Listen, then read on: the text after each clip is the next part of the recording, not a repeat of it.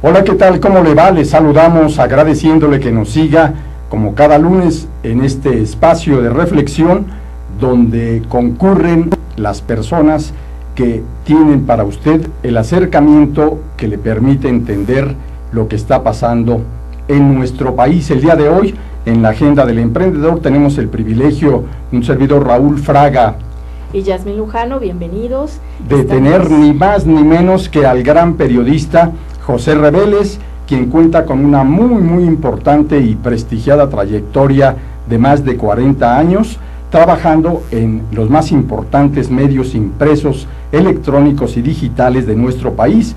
El día de hoy, Pepe Reveles nos acompaña para compartirnos su diagnóstico sobre lo que está pasando en la agenda crítica de nuestro país, pero también algo mucho más importante, cómo con su vasta experiencia está ya coordinando un diplomado sobre periodismo de investigación, sociedad y poder en la Universidad Autónoma Metropolitana. Pepe Reveles, te agradecemos mucho estar con nosotros en este espacio donde los especialistas opinan. Yo les agradezco a ustedes y sobre todo pues gracias por tu generosa y benévola presentación. Pues yo soy un periodista de a pie de toda la vida. Un reportero de cuerpo completo. He andado en estos rollos, ya ando tocando el medio siglo. ¿Qué tal? Ni más ni menos. Pero bueno, yo sigo trabajando, ahora no me he distraído porque no es una distracción, sino he tomado una responsabilidad, que es esta que mencionas, en la UAM Coajimalpa, sí, en donde lo primero que estamos organizando de alguna manera formal y duradera es el diplomado de periodismo, con excelentes docentes. Claro, la cátedra ya se inauguró, soy coordinador de la cátedra Miguel Ángel Granados Chapa. Exactamente. En honor de este gran columnista, así gran es. Periodista, gran mexicano, que bueno, recibió la medalla Belisario Domínguez. Así es. Y fue de muchas maneras reconocido en vida y después de su desaparición física, que fue amigo, fue maestro de generaciones, y bueno, me ofrecieron esta posibilidad y yo la acepté con gusto. Y ahora estoy desarrollándome un poquito entre las actividades propiamente de la universidad y lo que ha sido mis últimos años, la factura de libros. Excelente, muy importante. Muy bien, bueno, pues ¿cuándo se funda la cátedra Miguel Ángel Granados Chapa y cuáles son sus objetivos? Mira, tuvo un largo recorrido, pero ya de manera oficial se inauguró en septiembre del año pasado, y tuvimos una inauguración. Después tuvimos conferencias magistrales de Carmen Aristegui, de Humberto Musacchio, de Virgilio Caballero, de Francisco José Paoli. Buscamos los perfiles de personas que trataron al maestro Granados Chapa, que tenían algo que decir. Cierto. Desde diversos ángulos, ¿no? Paoli, pues desde el punto de vista de la incursión en la política. Los dos dirigían un grupo estudiantil en la universidad, ni más ni menos, un grupo de debate, haciendo una especie de parlamento ahí en la universidad. Luego Musacchio pues fue su biógrafo, hizo un libro sobre Miguel Ángel y amigo de él.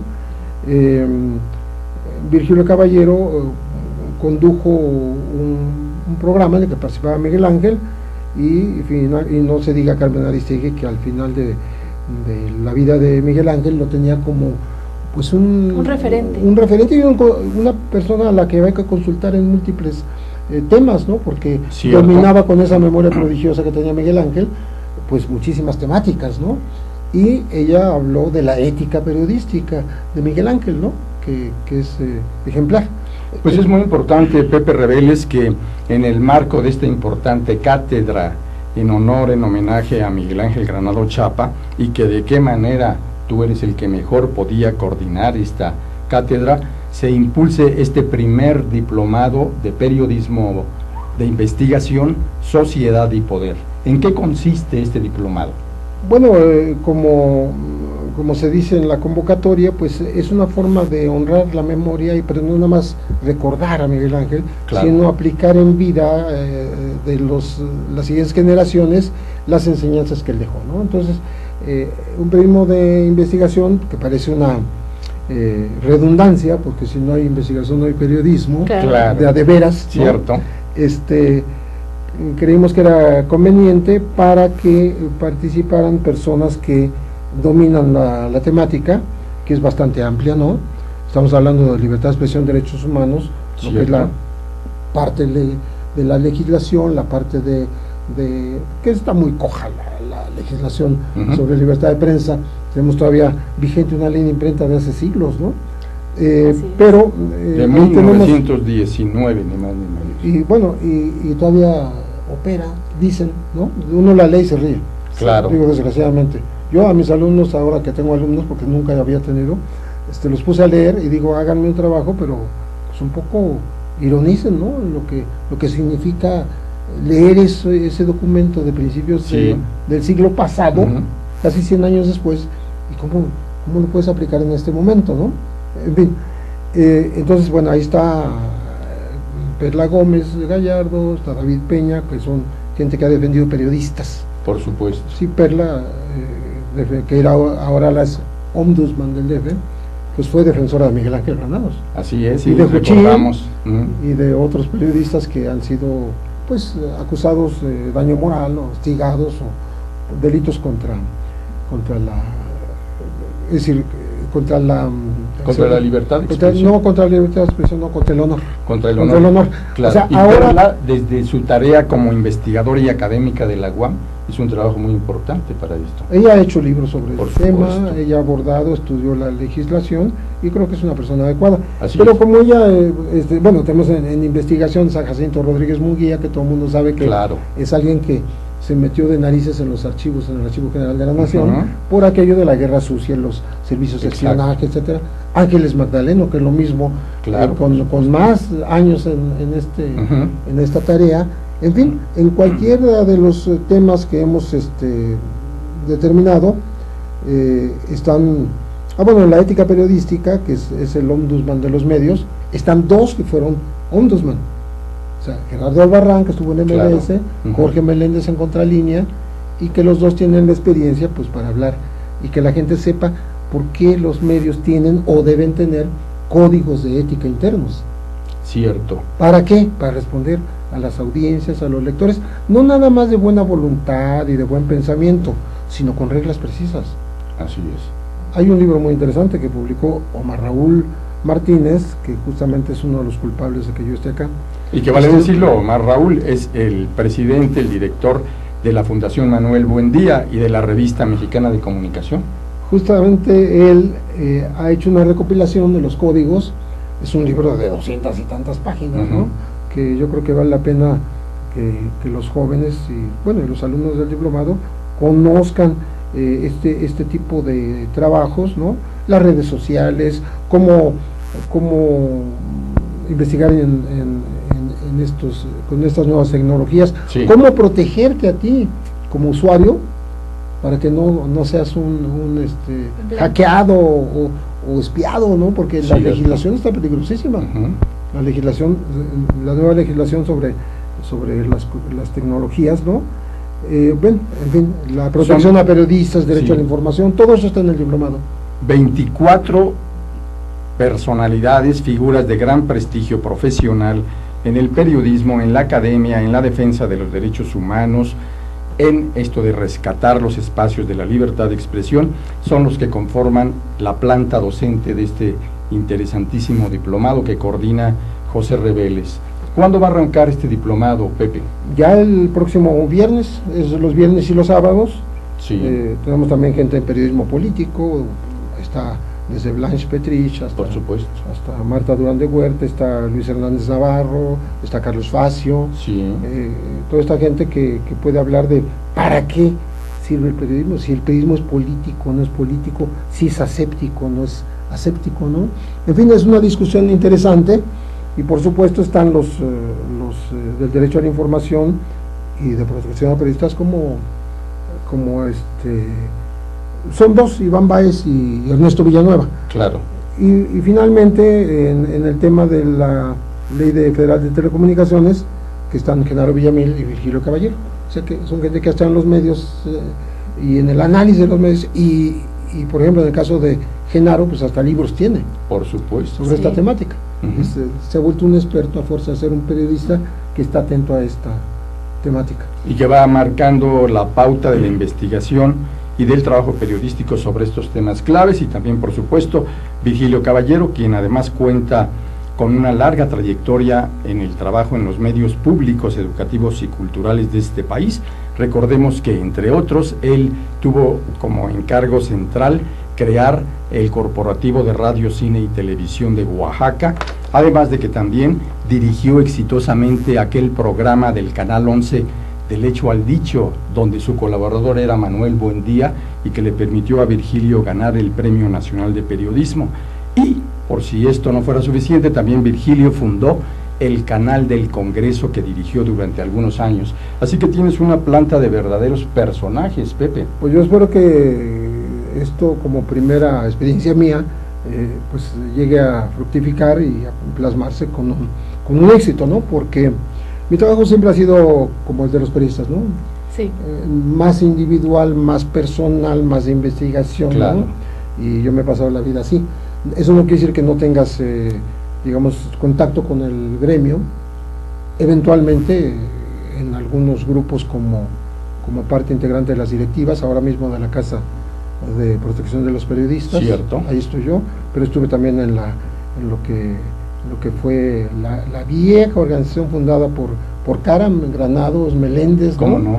La Unión de Periodistas Democráticos. Así es. Entonces, también hacemos un poco de trabajo gremial, pero esto es diferente. De todas maneras, yo creo que pues estamos en la misma línea, Sí, con diferentes facetas. muy bien. Y bueno, ¿cuál es la importancia del periodismo de investigación en este diplomado que estás coordinando en la UAM? Mira, yo creo que lo puede tomar desde un maestro hasta un periodista en ejercicio, hasta un alumno o una persona que, sin tener conexión directa con el periodismo, Sí. se mueve en los alrededores, ¿no? Claro. Por ejemplo, tú conoces a nuestro gran amigo Max Morales. Por Él se supuesto. mostró interesado en inscribirse porque pues le sirve para su profesión. Es un abogado, pero además defensor de víctimas de secuestro. Entonces tiene que estar en la información, ¿no? Cierto, a quien saludamos cordialmente, nos está viendo desde San Juan del Río, Querétaro.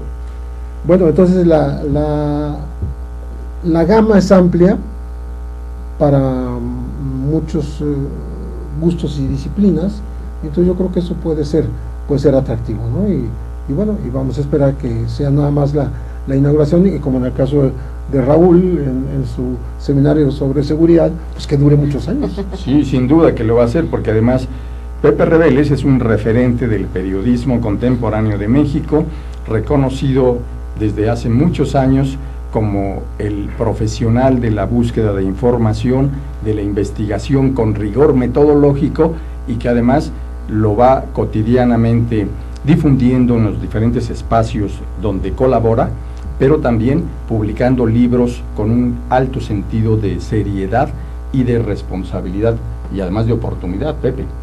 Fíjate que curiosamente la temática siempre es un poco escabrosa, porque abordamos los temas que más preocupan a la gente, que mantienen a la sociedad crispada, ¿no? Desde hace años, pero yo entré por la vía falsa de los derechos humanos. Digo, la vía falsa para la delincuencia organizada. Eso. O sea, al entrar por derechos humanos, tú aprendes de lo que es la delincuencia organizada, Claro. lo que es la inseguridad, lo que es el militarismo, lo que es la corrupción de las policías, lo que es, toda una temática. Por supuesto, el tráfico de drogas y todos los demás delitos que comete la delincuencia organizada, y de alguna manera la gente considera que yo me he especializado en eso, y es verdad, ¿no? Pero, repito, por la vía de los derechos humanos. O sea, el enfoque siempre es derechos humanos, siempre es de las víctimas, siempre es de quienes sufren los abusos de autoridad o las agresiones o el hostigamiento de la delincuencia. Lo mismo en secuestro, que en tráfico de drogas, Sí. que en supuesta o falsa o verdadera persecución de los delitos, corrupción, impunidad sobre todo, Claro, y por gran supuesto. simulación en este país en Ujú. materia de lo que es justicia, ¿no? Procuración e impartición de justicia. Así es. Entonces, esa es mi temática, y por eso he escrito libros que tienen que ver con esos temas.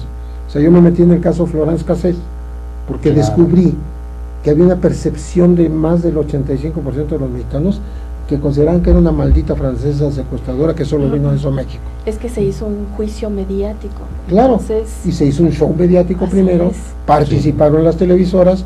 Todo lo que yo hago es un libro de 300 páginas en donde desmenuzo estas pues, arbitrariedades por un lado.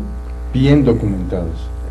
Bastante bien documentadas, pero además dando las posibles causas y orígenes de por qué se hizo esto, de qué sirvió y para qué, en qué momento hasta político, porque se da en diciembre de 2005 cuando ya propiamente empieza el año en que el presidente en funciones deja de serlo para irle abriendo paso al sucesor, que no le gustaba.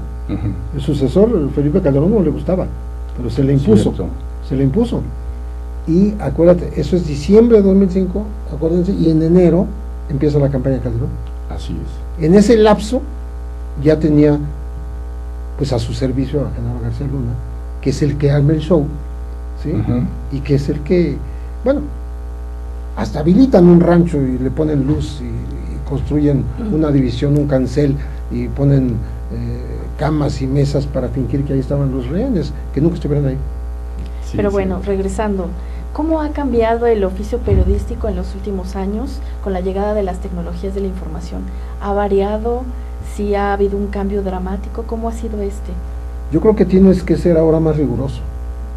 No porque tengas una competencia en las redes, porque las redes, una cosa que las distingue, y no es minimizar su importancia, es que tú no tienes ninguna responsabilidad de estar enviando lo que quieras. Claro. O sea, la comunicación es fluida. Me estaban platicando antier de ya mensajes de los chavos que duran un video de 6 segundos. ¿Qué tal? Así se están comunicando ahora. Y lo elaboran, ¿no? Bueno, no es competencia para el periodismo, es competencia de oportunidad cuando alguien tiene la fortuna en una coyuntura de encontrarse un acontecimiento, ¿no? Sí. Así, o sea, hay gente que ha filmado un avión que se cae, un incendio que empieza. Bueno, en el caso de la explosión de Coajimalpa, del hospital, hubo alguien que filmó segundos antes, porque empezó a percibir el olor a gas, no sé, pero ahí está, agarra la explosión en el momento. Bueno, contra eso no puedes competir, pero el periodismo, como yo lo entiendo, que es necesario para la sociedad y para que veamos más allá de las apariencias o de las verdades oficiales, tiene que ver con una profundización en la investigación, y eso conlleva desde tiempo hasta espacio, que muchas veces no lo encuentras en los medios. O sea, tú por más que hagas un reportaje en un periódico o el tiempo que te den en la radio o en la televisión, pues te quedarás con miles y miles de datos duros que no puedes vertir ahí, no los puedes volcar en ese preciso instante, en ese modelo de comunicación. Entonces, por eso ahora hay muchos periodistas que hacen libros, que hacemos libros. Sí. El otro día me preguntaba Blanche Petrich, la gran reportera de La Jornada, oye, ¿y como cuántos habrá? Entonces yo me puse de memoria y me acordé de más de 75 libros. ¿Qué tal? De periodistas, pero si lo hago ordenadamente, que no lo he hecho, debe ser unos 200. Seguramente. De temas periodísticos o temas, digamos, le llaman las editoriales bestseller, ¿no? Porque agarras el momento y son libros muy perecederos. O sea, tú ahorita puedes comprar Rayuela de Cortázar y cuando lo escribió. Claro. Sí, pero ya no vas a encontrar un libro de un periodista de hace 6 años. Así es. Esa es la cosa que tiene, es un artículo perecedero, tiene caducidad. Sí. Muy bien. Y se renueva en la medida en que las cosas se renuevan a sí mismas, ¿no?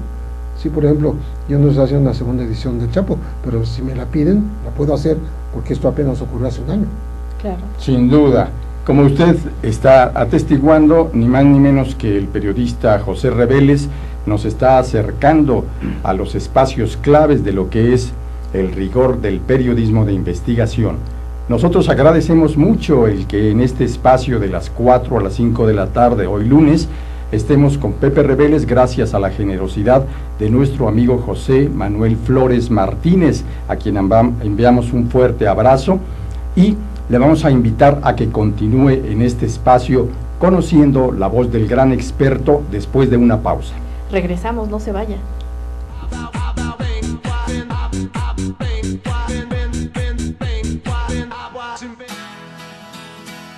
Crea tu propio negocio. Haz realidad tu proyecto. Comparte ideas para ganar dinero. Impulsa y entrena tu talento. Procura emprendimientos rentables y con futuro. Empieza hoy. Dayman, la receta del éxito.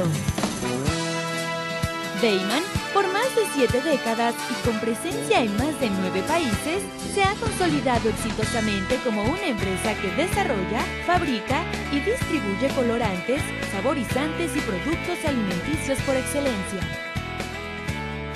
Nuestros productos abastecen a una amplia industria dedicada al manejo de alimentos micro, pequeña y de media a grande escala, ya que estos cumplen con altos estándares de calidad a nivel nacional e internacional y están elaborados para satisfacer las necesidades del mercado y gustos de nuestros consumidores.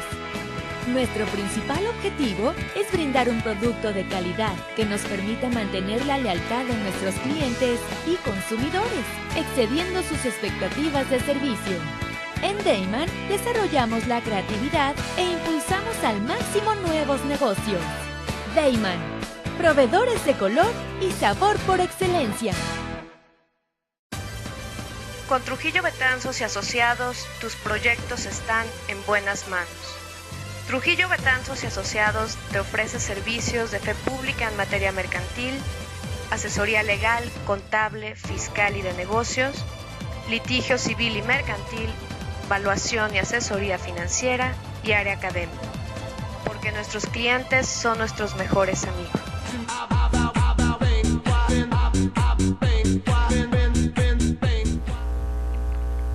Muchas gracias por continuar con nosotros en este espacio de la Agenda del Emprendedor, que trae para usted y la toma de decisiones las opiniones de quienes sí saben. Muchas gracias.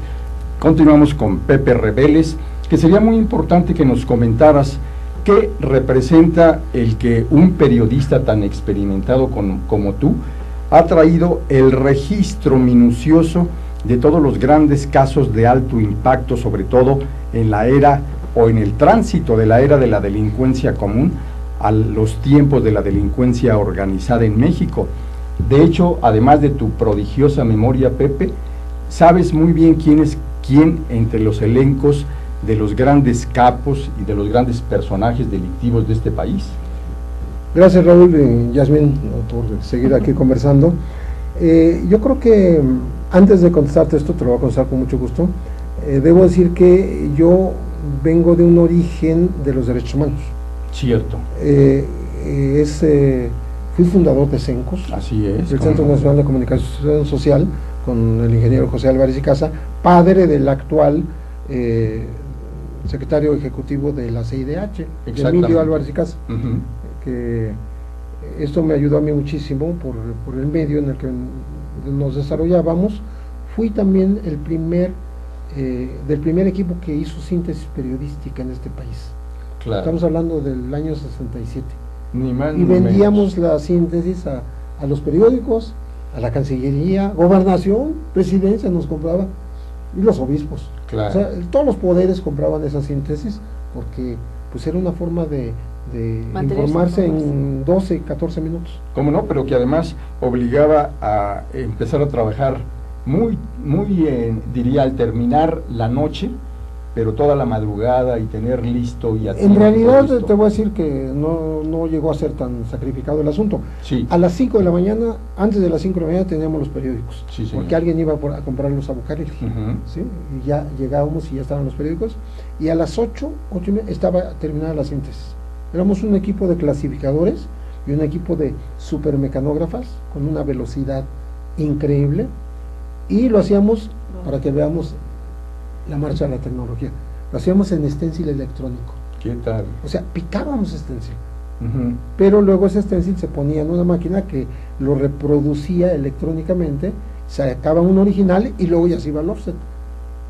ese era el método, o sea, no había más que el teletipo, Sí, todavía no empezaba el telex, claro. y bueno, ya no hablemos de los celulares y de mil otras cosas, digo, para que se den cuenta de qué antigüedad estamos hablando. No, pues muy bien. Años Entonces, Eso después, ya ni existe ahora. cierto. Bueno, entonces yo para cuando ocurre el movimiento estudiantil de 68, yo ya soy periodista, y me toca estar en Tlatelolco, no en la masacre, sino en la noche, Bien. y yo desde ahí empiezo a documentar las cosas, ¿no? Me toca todo el 71, pero desde su gestación, porque yo cubría justamente las asambleas estudiantiles, Sí. y me puedo apreciar de ser el único periodista, éramos dos, el otro era Julio Peña. Entrábamos a las asambleas estudiantiles Ujú. del Comité Coordinador de Comités de Lucha. Estábamos adentro, nos tenían confianza los alumnos de la universidad. Yo estuve adentro cuando se formó el Consejo Sindical previo al Estunam. Mira. Me tocó cubrir la fundación de la UAM, Sí. pero también del CCH y del Colegio de Bachilleres. O sea, Vaya, estamos vaya. hablando, La UAM cumplió 40 años sí, en el recientemente. 74, pero el CCH es del... En 1971 surgió el primer plantel, los tres primeros planteles del CCH. Desde el 70 Sí. se fundó con González Casanova y luego Sí. ya se fundan, y bueno, y nos tocó el tiempo de la prepa pop. Mira, de Liverpool, la ¿no? famosa prepa popular. Bueno, yo platico todo esto para que vean que mi experiencia comienza al revés, o sea, yo soy en movimientos estudiantiles, descubrimos junto con don Carlos Borbolla, un gran periodista que en paz descanse, él me decía, porque así me decía, don José, hay que estar muy atento a los robos de bancos, son guerrilleros. Órale. Eran las expropiaciones Sí, de la claro. guerrilla urbana. Ujú. Y estamos hablando de finales de los 60 y luego ¿Cómo no? principios de los 70, después la fundación de la Liga 23 de septiembre, después la Guerra Sucia, Cierto. después los desaparecidos, y toda esa secuela, a mí me tocó vivirla completita, desde que empezó. Ujú. O sea, yo estuve en la declaración original de los que hicieron el secuestro de Julio Gisfer, la Armada, Que fue el primero del Frente de alto impacto. del FUS, el Frente Así Unión es. Zapatista. Y que Julio Gisfer de Almada era entonces el director general de Aeropuertos y Servicios Auxiliares. Correcto, cuando lo secuestran, Sí. es la misma época en que hieren a Renato Vega, el Claro. papá del gobernador que fue jefe de la policía. Ujú. Él va rumbo a su chamba y a medio camino con la radio le dicen, no, están atacando un banco aquí en Xola y 5 de febrero. Entonces se deja ir con su vehículo y todo, y lo reciben y le meten 2 plomazos en el estómago. O sea, le dio una intoxicación de plomo. Sí, como no. Bueno, ahí empieza digamos, lo que yo llamaría, antes de que se funde la Brigada Blanca, empieza la represión a los movimientos guerrilleros, Sí. porque quienes cometieron ese atraco eran parientes de Lucio Cabañas.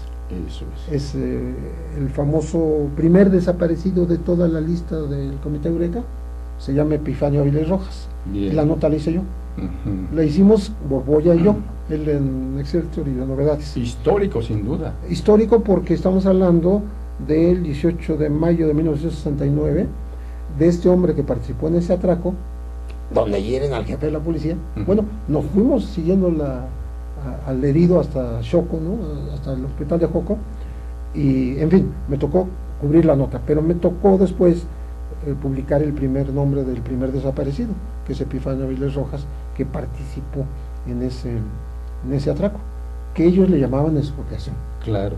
No era un asalto bancario, era una expropiación Ujú. al Estado. Y se acostumbraba que asaltaban correos, bancos, sucursales de la compañía de luz, etcétera. Sí. De ahí tenían fondo los que optaron por la lucha armada y también de secuestros. ¿Qué tal? Pues ni más ni menos que Pepe Rebeles trae el periodismo de investigación desde siempre, mi Pepe. Pues te obligaban las circunstancias porque esas cosas no se informaban, No. Sí. o sea, te las ocultaban, Así te es. decían mentiras. Ujú. Entonces son cosas que se mantenían en el secreto, pero bueno, te obligaba a estar tratando de averiguar qué había detrás de todo eso. Y luego ya después viene pues el despertar de la sociedad, hacia un abuelo de pájaro, digamos con el 84 de San Juanico, con el 85 el terremoto, Sí. ¿sí? En donde ya empieza a haber una sociedad mucho más activa, Exacto. ¿sí? y donde todavía están los estertores de la guerra sucia, para esos, pero como que la sociedad organizada terminó con esa etapa. Y a la par de ese importante periodo que estás refiriendo, Pepe Rebeles, es precisamente cuando se van hilvanando los 3 episodios que, de acuerdo a los investigadores sobre la era del crimen organizado, darían la pauta para que naciera esa etapa crítica del crimen organizado. 1, la llamada fuga del siglo de Kaplan y Contreras. 2, el asesinato del periodista Manuel Buendía. Y 3, el asesinato de Enrique Camarena. Correcto. Que es parte de esa época, Pepe. En el 84, con el asesinato de Manuel Buendía, el 30 de mayo de 84. Como lo llama en su libro póstumo Miguel Ángel Granados Chapa, sí, dice el primer asesinato de la narcopolítica. Eso. Así lo llama. Cierto. ¿Por qué? Porque estaba perfectamente imbricado a los servicios de inteligencia o de espionaje de ese país, que son criminales al mismo tiempo.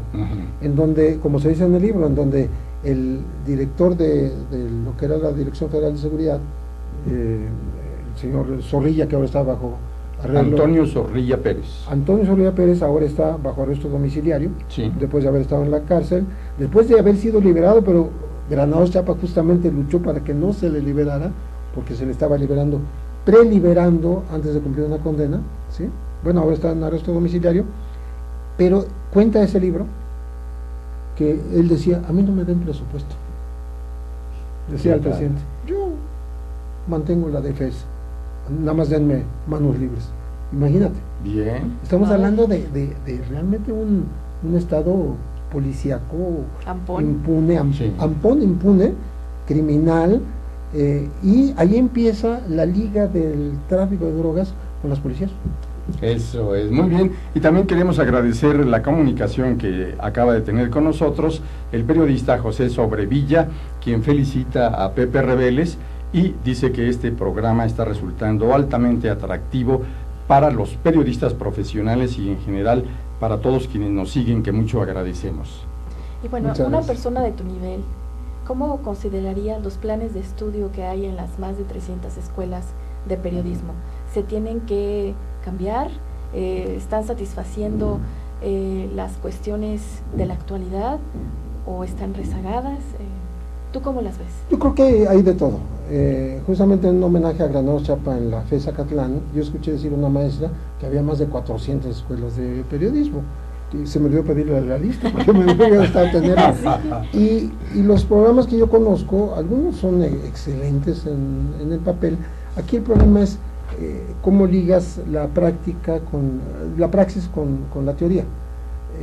Hay escuelas que se distinguen por producir muchos periodistas, cierto, como diríamos que es la Carlos Septién García, en donde salen muchos periodistas, salimos, porque yo soy de ahí, salimos muchos periodistas a ejercer la profesión, mientras que, bueno, muy respetable, porque es otro ángulo del trabajo académico, de investigación, etcétera, salen más teóricos de ciencias políticas, ¿no? Así es. No que no salgan periodistas, pero quiero decir, es como una vocación que se fue dando con el tiempo, y como dinero llama dinero, periodismo llama periodismo, quienes dan clases, ahora me entero, yo fui a la Septién la semana pasada, y lo primero que me encuentro es a un reportero de La Jornada, dice, no, pues acabo de dar clases, y yo conozco por lo menos a 12 o 14 maestros que son periodistas. Sí. O sea, Blanche Petriz, Pepe Gil Olmos, Genaro Villamil, o sea, sé que están dando clase ahí.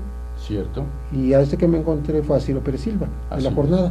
Entonces, eso tal vez te da exactamente el modelo o el énfasis que se le ofrece a los jóvenes en una escuela como esta, y yo no veo que haya tantos reporteros dando clases en otras universidades. No que no los haya, ni estamos diciendo que esto es bueno, que esto es malo. Solamente pienso que hay planes de estudio más pragmáticos, más enfocados hacia el dominio de las herramientas, ¿no?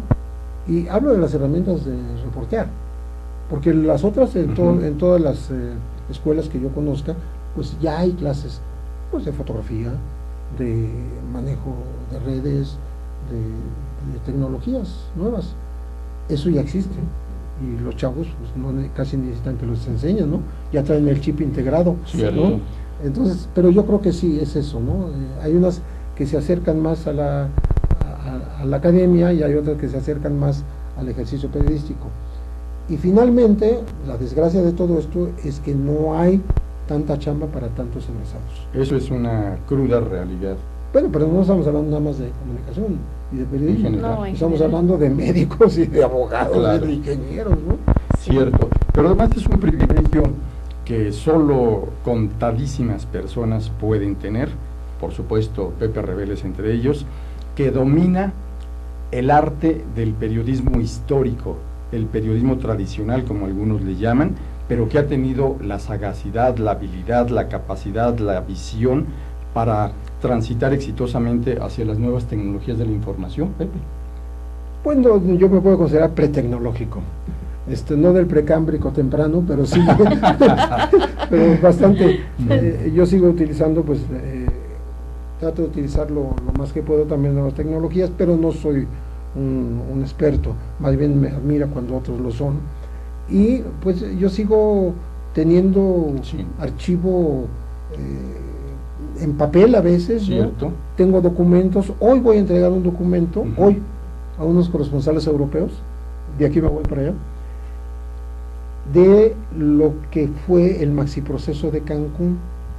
¿Cuándo fue eso? Mira. Hace 20 años. Sí. Y ahí tengo la investigación, la conservo y se los voy a prestar. Ya generosamente se los voy a, no a donar, a que la fotocopien. ¿Por qué están haciendo un reportaje sobre este tema en México? No lo sé. No he hablado con ellos. ¿Te refieres al maxiproceso donde Mario Villanueva fue un hombre especialmente crítico, clave? Fue él señalado sobre todo por las autoridades estadounidenses, huyó del país. Sí, cómo no. Porque ya lo estaban cercando, me parece que ya no acudió a su último informe. Sí. En 1998, si no me acuerdo. Sí, por supuesto. Y mejor se huyó. Y bueno, tengo hasta los nombres de los pilotos que lo sacaron del país. ¿Qué tal? Porque eran pilotos de la Secretaría de Seguridad Pública Federal, uno apellidado Pot y otro Pérez Gracia, que en su momento lo llevaron a un país centroamericano, ¿sí? Porque Villanueva Madrid se decía que era pariente de Robledo Madrid. Sí, se decía. Y luego, yo no lo sé, pero eso dicen. Y estos dos pilotos, curiosamente, yo los menciono en un libro que se llama Las historias más negras, porque son los mismos que capturaron en Ciudad del Carmen cuando descendió uno de los cargamentos de avión de cocaína más grandes de la historia, 5,5 toneladas de un DC-9 que venía de Maiquetía, Venezuela, ¿sí? A Ciudad del Carmen. Bueno, en realidad venía a Campeche, pero se desvió y se fue a Ciudad del Carmen, y en vez de pasajeros traía bultos de cocaína en cada asiento, o sea, les traía bien amarraditos con su cinturón y todo.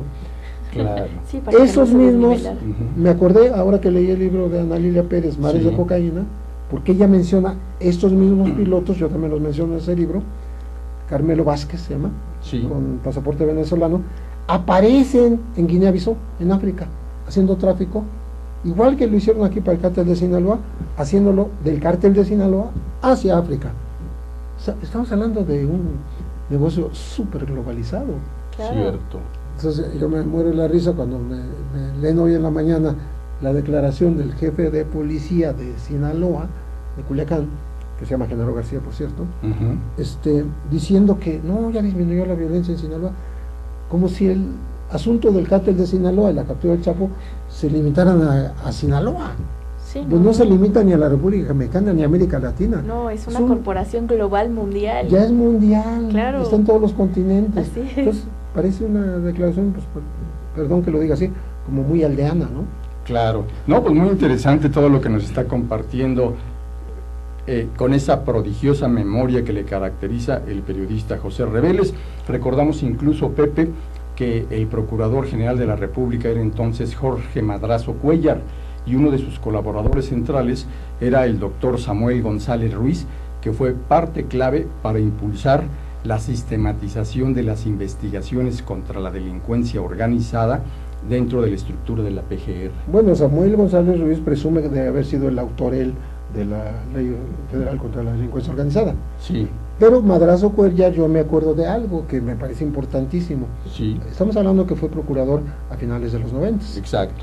Y sucediendo a Jorge Carpizo, Así es. que era su jefe antes en la CNDH. Exactamente. O sea, pasaron de defensores de los derechos humanos a persecutores del delito, Así sin transición.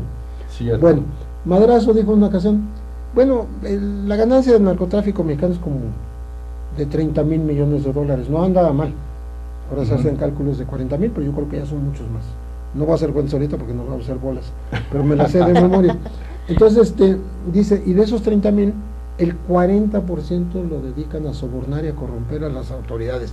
Lo dijo el señor Procurador de la República, y si lo buscas en internet todavía lo vas a encontrar. Claro. O sea, dedicaban en esa época 12 mil millones de dólares para comprar autoridades. ¿Qué tal? Lo dijo el Impresionante. Sí, sí, sí. Bien, vamos a invitarle a que nos permita entrar a otra pausa y que continuamos en unos segundos con usted. No se vaya. Regresamos.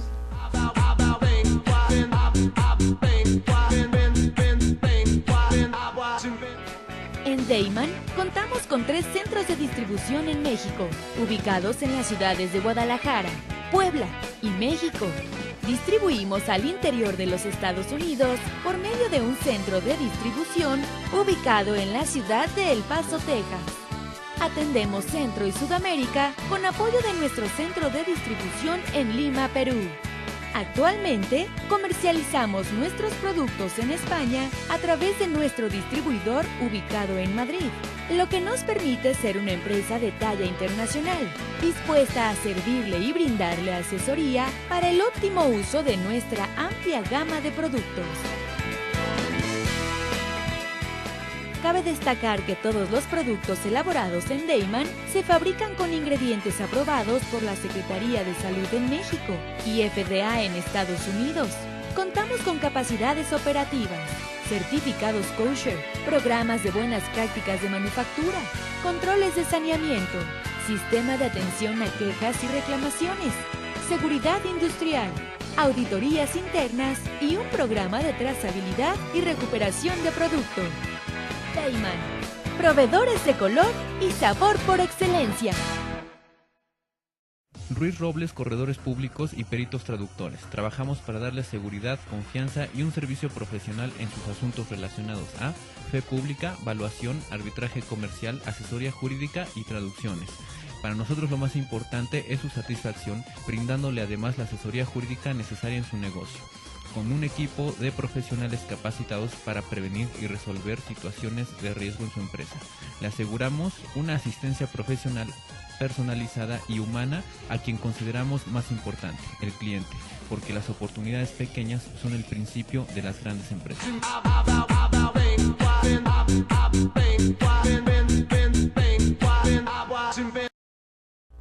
Ahora, Nuevamente, bienvenidos a la Agenda del Emprendedor.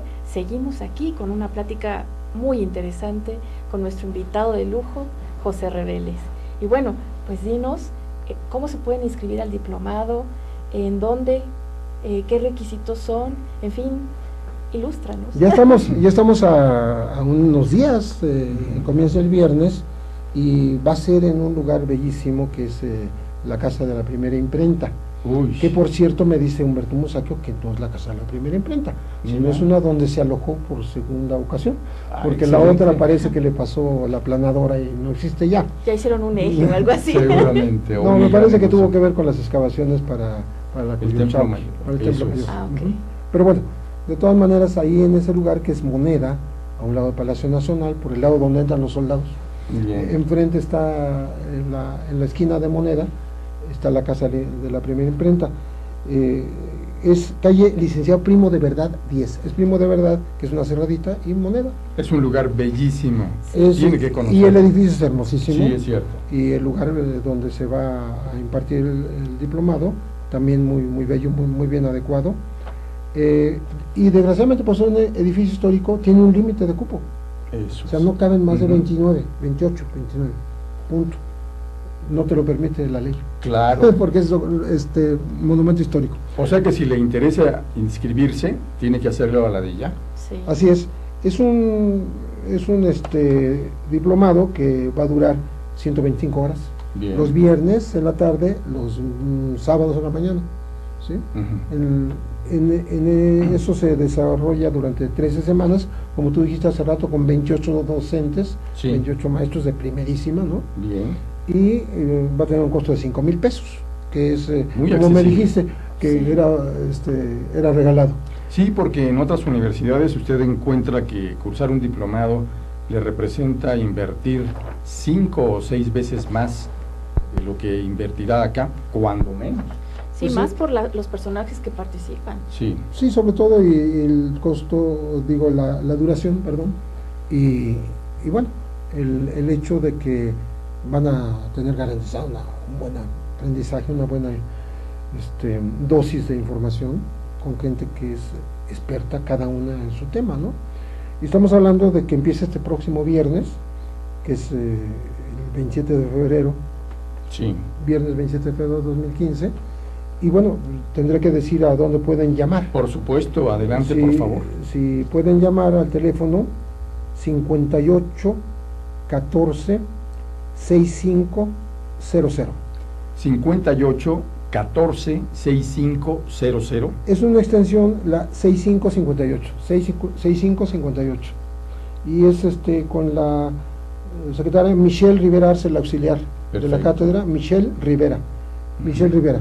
La extensión 6558 de la Universidad Autónoma de Coajimalpa, ¿Alguna Metropolitana página, de Coajimalpa. ¿Alguna página de Tiene una internet? página, claro, es la página cátedra, bueno, http catedragranadoschapa.cua de Coajimalpa.uam.mx, y luego el correo es catedragranadoschapa@correo.cua de Coajimalpa.uam de Universidad Autónoma Metropolitana.mx. Ahí es donde pueden ustedes ubicar pues todos los datos de inscripción, los requisitos, etcétera, etcétera, ¿no? Pues de lujo, sin duda, Así Yasmín es. Y Lujano. bueno, ¿cuál es el propósito central de este diplomado y por qué es innovador? Bueno, innovador no creo que sea, lo que tiene es que es de alta calidad, porque vamos a decir que no es ni el primer diplomado de periodismo de investigación, hay otros. En este momento se está anunciando uno de periodismo político con la Cámara de Diputados.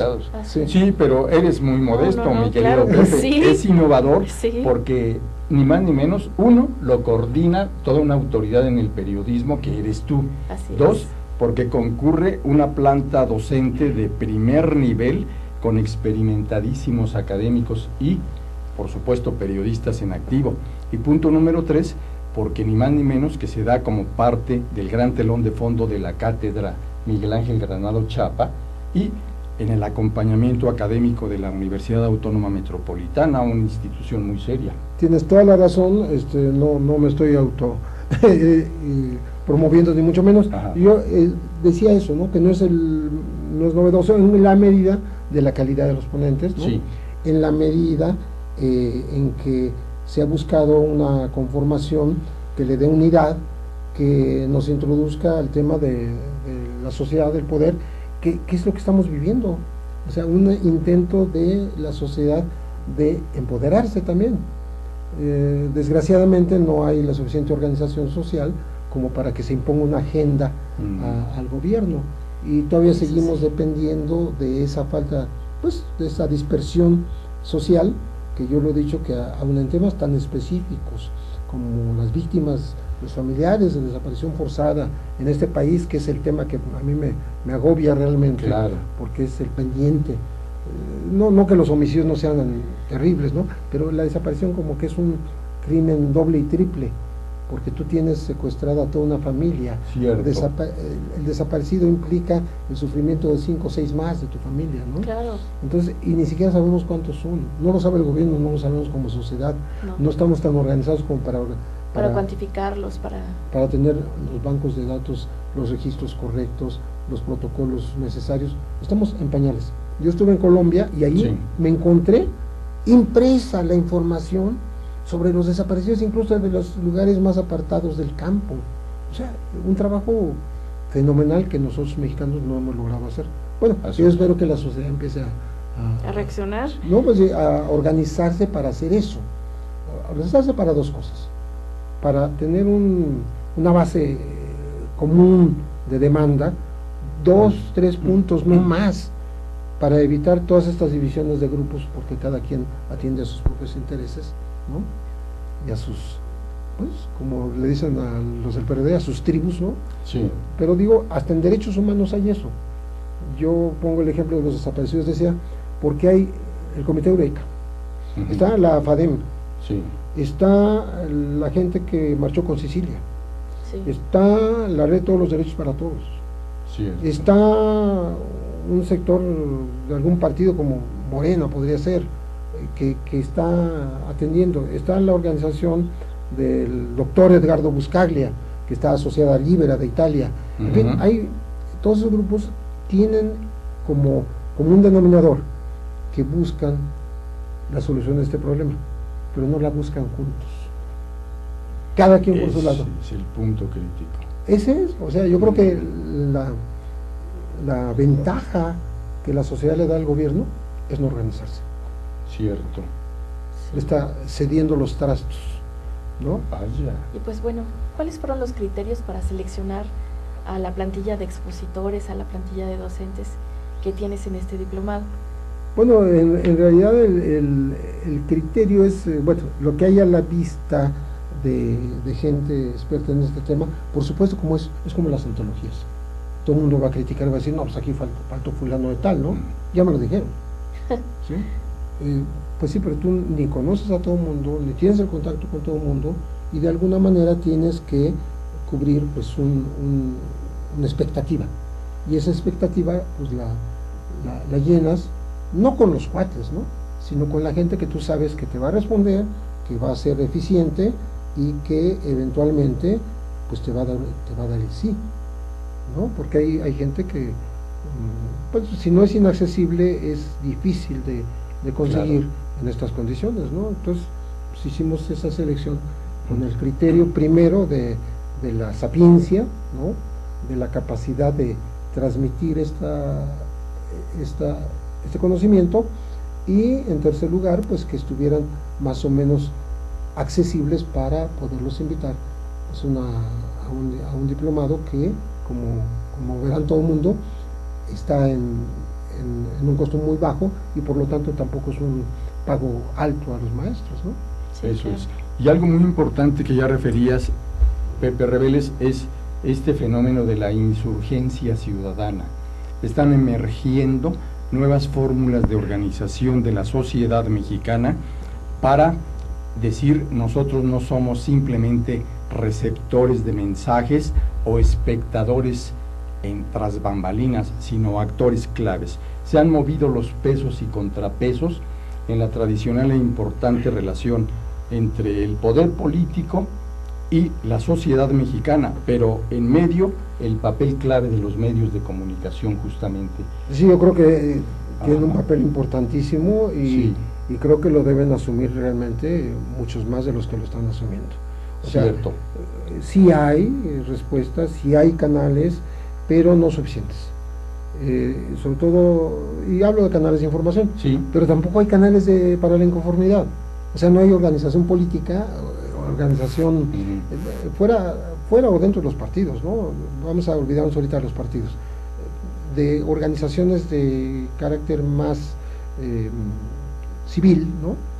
Tampoco hay una respuesta. O sea, si tú ahorita me dices, a ver, ¿quién va a encabezar una gran, masiva protesta, una expresión más o menos lúcida y no violenta del ya basta? ¿Quién lo va a hacer? En ese momento no lo tenemos a la vista. Claro. Y yo digo que, para desgracia o fortuna, históricamente hemos sido un país de caudillos. Y ahorita yo no tengo un caudillo a la vista. Muy bien. Pues Pepe, ha sido excelente la oportunidad que nos estás brindando de acercarnos a la importancia que tiene este diplomado de periodismo de investigación, sociedad y poder. y sin duda va a ser altamente importante todas las aportaciones que harás a los diferentes asistentes a este. Te queremos agradecer inmensamente estar con nosotros, Pepe. Yo encantado de estar con ustedes aquí. Sí, muchas gracias por haber estado con Raúl, nosotros Yasmín, y compartir este diplomado que esperamos que sea un éxito. muchísimas gracias. Pues muchas gracias y nosotros vamos a invitarle a que después de la pausa continúe con nosotros en el siguiente espacio donde entrevistaremos al maestro José Antonio Sosa Plata, un consultor especializado en estrategias de comunicación política. No se vaya, continuamos. Regresamos.